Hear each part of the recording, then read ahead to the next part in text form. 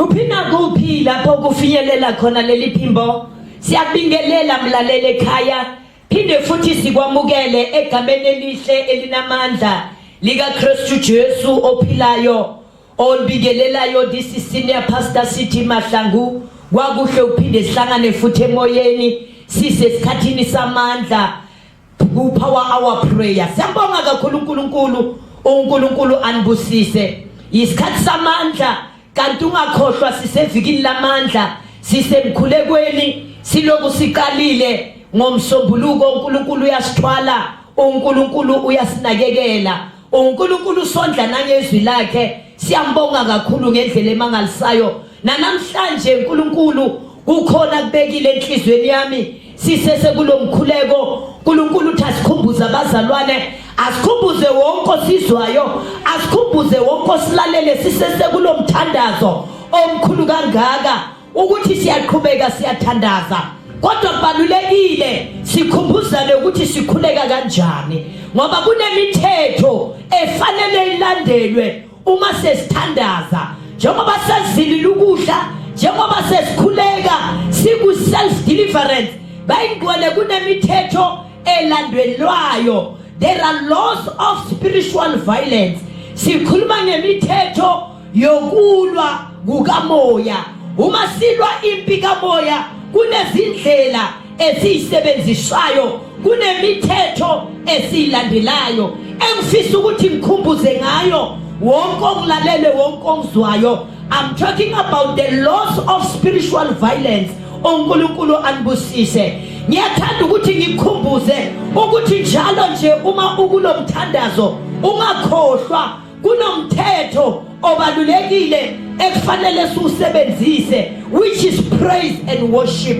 Inkonzo yokubonga sidumise siphakamise uNkulunkulu inamandla kakhulukazi njengoba sikulomthandazo ungakhohlwa mntaka baba. Inkonzo ye praise and worship ezinye zeinkonzo esiqoba ngazo uNkulunkulu anibusise. Uma ufundiswa lenkosi 2 Chronicles chapter 20 uma ufunda lithi lenkosi ngalesikhathi uJehoshafata ayobhekana nempi akuzoba izinto eziningi akwazi ukunqoba ngazo. Izinto nje akwazi ukunqoba ngazo uma ungafunda kahle ukuzila ukudla kwamenyezela ukuzila ukudla kwakhulekwa masinyana lithi lenkosi uma sebabhekene nempi babiza abadumisayo baqela bahlabeleli ukuthi mabame ngaphambi kwempi bahlabelela abaphethe ikhali babengemuva bazalwane ngendumiso kwaphela bahlabelela badumisa bahlotshisiwe ngobungcwele lithi lenkosi bakwazi ukuyinqoba impi. Bazalwane siyayinqoba impi ngendumiso sisesekulomthandazo qhubeka udumise. Never stop to worship. Keep on worshiping the Lord no matter what happened. Dumisa kakhulu isimo singavumi kodwa wena qhubeka udumise mphakamise uNkulunkulu umphakamise umbonke. Usho njalo uDavide uthi konke kungaphakathi kwami makudumise igama lakhe makudumise ubukhulu bakhe. Siyomphakamise sisekuleli viki simbonge ngendlela emangalisayo noma isimo singavumi asiqhubeke simbonge mntaka baba. Ngithanda ukukhuthaza futhi ukuthi ukhona nawo omunye umthetho obalulekile to confess your sins. Umthetho wokuvuma izono. We need to confess our sins. Always when we pray, never forget my dear to confess your sins. Lithi lenkosi First John chapter 1 verse 7 uma uqhubeka lithi lenkosi uma sitha sina sono siyasikhohlisa futhi sibenza umqambimanga. Lithi lenkosi kodwa uma sizivuma izono zethu uthembekile ulungile ukuthi asithethelele. Izothini namhlanje izothi njalo uma uthandaza awakhumbula mntaka baba ukuthi uvuma izono uthi inkosi angenzanga kahle inkosi angikhonzanga kahle kodwa ngithethelele ngoba wena unguJehova othethelelayo. Bazalwane uyokuthethelela uJehova aphinda lalela umthandazo wakho ngoba lithi lenkosi isandla sakhe asifinyezwanga ukusindisa. nendlebe yakhe kayinzima ukuthi izwe, kodwa ububi bethu yibona busahlukanisile nobuso benkosi. Kodwa uma sivuma izono, bazalwane uzosithethelela phinde futhi asizwe. Ngiyathandaza ngithi inkosi mayikuzwe kuleli vini, mayilalele umthandazo wakho, usesekulo mthandazo we-self deliverance. May the Lord hear your prayer, may the Lord hear your needs in the name of Jesus. Unalo mthetho bazalwane omunye nguthandayo elithi izwi lenkosi bayingcwele siyanqoba nokunqoba ngegama lika Kristu Jesu. Bazalwane siyanqoba sebenzisa nawo omunye umthetho which is the word of God. Ngoba ngezwi lenkosi siyanqoba. You need to quote the word of God. Always when you pray, don't forget to quote the word of God. Egameni lika Kristu Jesu linamandla izwi lenkosi uma silikhuluma uqhubeke njalo uliqhaphuna. You must quote the word of God according to your situation. Uma ugula awakhuluma amazwi amahle athi mina ngiphilisiwe ngemivimbo kaKristu Jesu. Uma usenkingeni awakhuluma amazwi uthi uNkulunkulu wami uzoyenza indlela. Bazalwane ngokukhuluma izwi siyanqoba uNkulunkulu anibusise. Ngithizwe lenkosi kuJeremiah 5:14 uma sikhuluma izwi, uma siqala sivula imilomo yethu, Jehova uyaqhoba amazwi womlomo wethu azoba ngumlilo bese ushisa inkinga esibhekene nayo. That is Jeremiah chapter 5:14. Qhubeka ukhuluma izwi, ungesabi. Izwi linamandla, liyadala. Izwi linamandla, liyakwazi ukuxazulula isimo noma isiphi noma yiphi inkinga obhekene nayo. uNkulunkulu anibusise. Ngiyathanda ukukhuthaza umlaleli lapha ekhaya ukuthi angakhohlwa. And when you pray, there is another law. This law, I like it so very much. You must command with authority. That is another law. uNkulunkulu anibusise.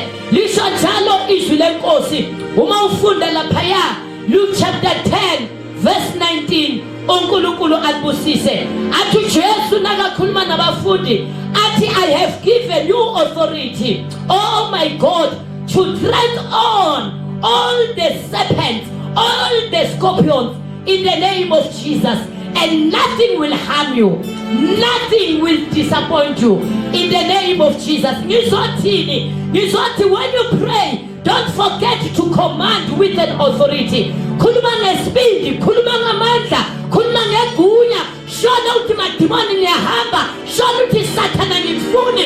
Uma kubiza ukuthi bazalwane ulwe nangezandla, lithi izwi lenkosi kumaHubo 144 verse 1 lithi makabonga uNkulunkulu osipha amandla wokuthi silwe nangezandla zethu. Yilwe ngezandla, command with an authority. Yisho ngegunya ungasabi, yisho ngesibindi ukuthi imimoya iqotshiwe, imimoya ihluliwe egameni lika Jesu. Ngoba kunamandla uma umemeza uqosha imimoya ngesibindi, uma umemeza uqosha imimoya ngegunya.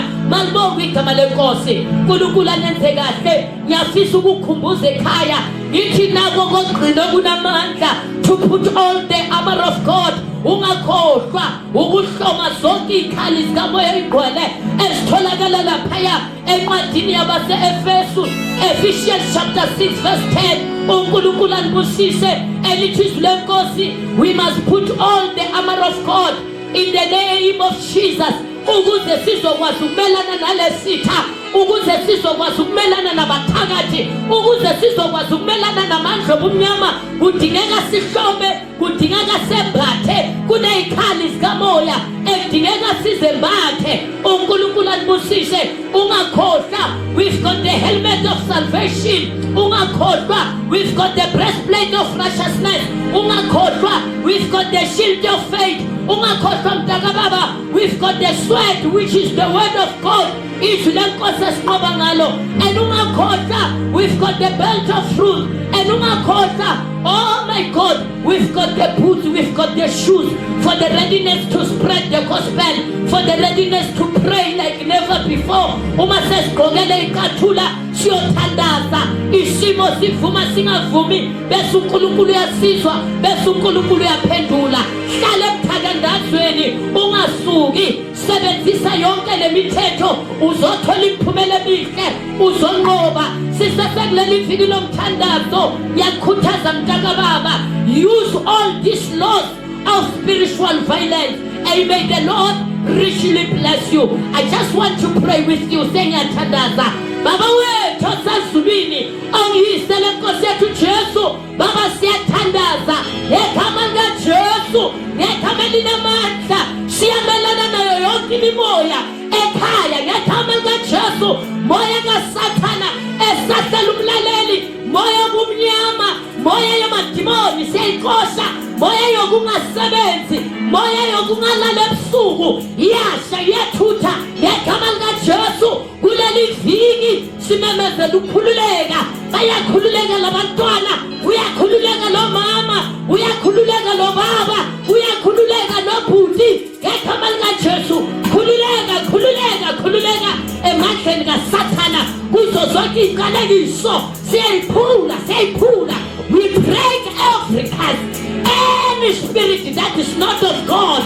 In the name of Jesus, be removed, be destroyed in Jesus' mighty name. In Jesus' mighty name, you are delivered, you are free. We speak liberty, we speak freedom upon your life, upon your family. Be delivered in the name of Jesus.